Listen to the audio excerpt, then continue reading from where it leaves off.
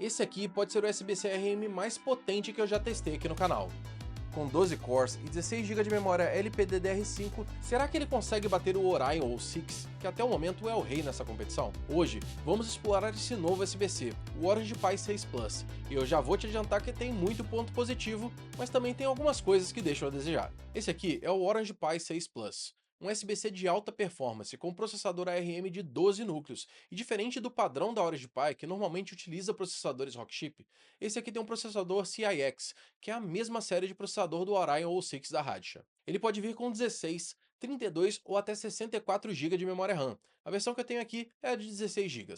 E de conectividade, ele tem dois slots M2 para NVMe, um slot M2 para Wi-Fi e Bluetooth, duas USB 2.0, duas USB 3.0, duas USB 3.0 tipo C, saída de vídeo HDMI 1.4 e DisplayPort 1.4 e duas portas de rede de 5 gigabits por segundo. Fora isso, ele ainda tem duas portas para conexão de câmera, conexão EDP, touch, dentre várias outras. Esse USB-C é bastante parecido com o Orion O6, porém em um formato muito menor. Para efeito de comparação, o Orion O6, mesmo sendo mini TX, ainda tem o porte de um computador pequeno tradicional, enquanto o Orange Pi 6 Plus se aproxima muito mais do tamanho da linha Intel NUC. Eu rodei aqui alguns sistemas operacionais. O primeiro deles foi o Fedora Workstation, em sua versão ARM. Por esse SBC ter uma BIOS, a instalação foi feita da mesma maneira que um computador comum.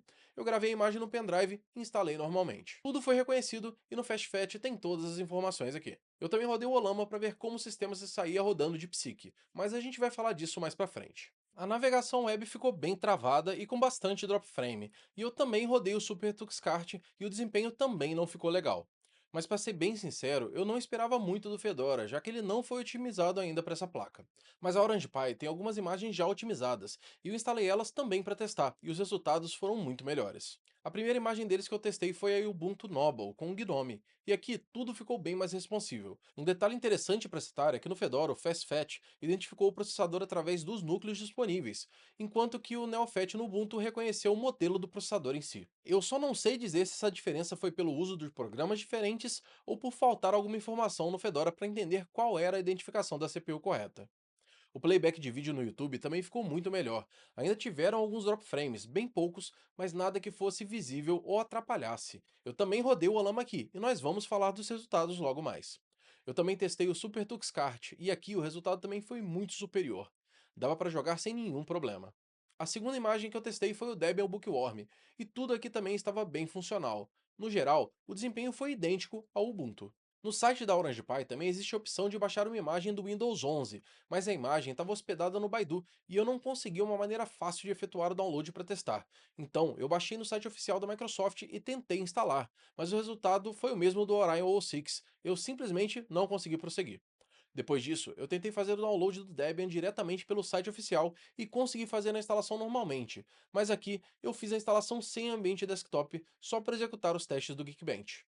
Com relação ao Olama, eu rodei ele no Fedora e no Ubuntu.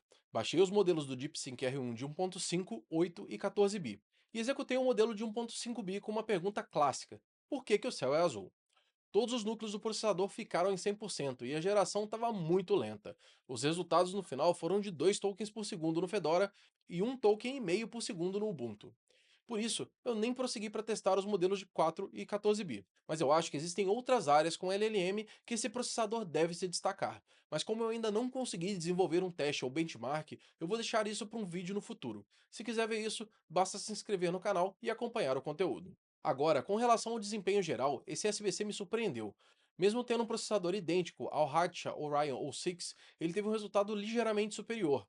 Acredito que isso seja resultado do Orange Pi 6 Plus estar rodando a 2.6 GHz, enquanto o Orion O6 estava rodando a 2.4 GHz. Eu provavelmente vou refazer esse teste no futuro só para ter certeza, e se quiser acompanhar, eu vou postar isso lá no Instagram. Comparando a outros SBCs como o Orange Pi 5 Max e o Raspberry Pi 5, o desempenho foi surpreendentemente superior, quase duas vezes em single core e três vezes em multicore. E para deixar essa comparação ainda mais visível, eu também adicionei mais dois mini PCs. Um Core i5 de décima geração, que ficou ligeiramente superior em single core, mas perdeu por bastante em multicore. E um Ryzen 5 6600H, que ganhou por muito nos testes. E eu acho que isso dá para ter uma noção do poder de processamento geral do Orange Pi 6. E só para comparação, eu também fiz 3 testes com um Orange Pi 6 Plus.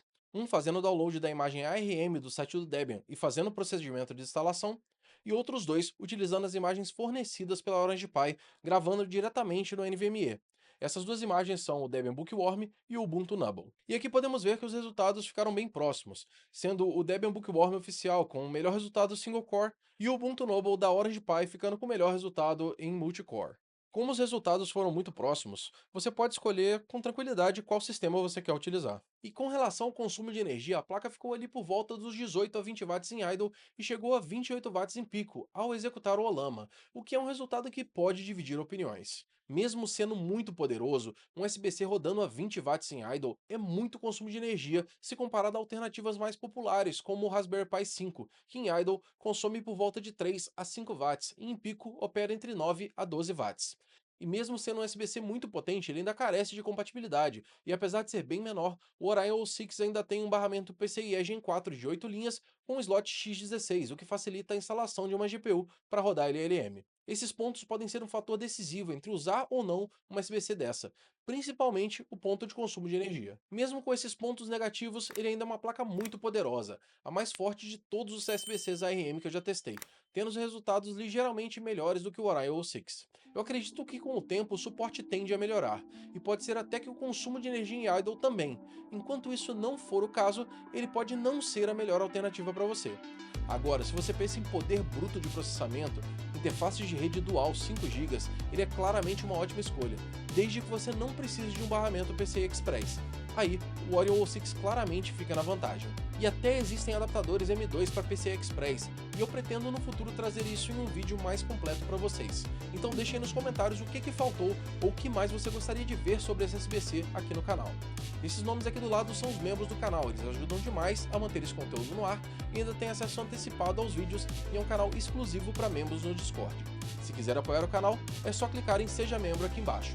A gente se vê no próximo vídeo e valeu!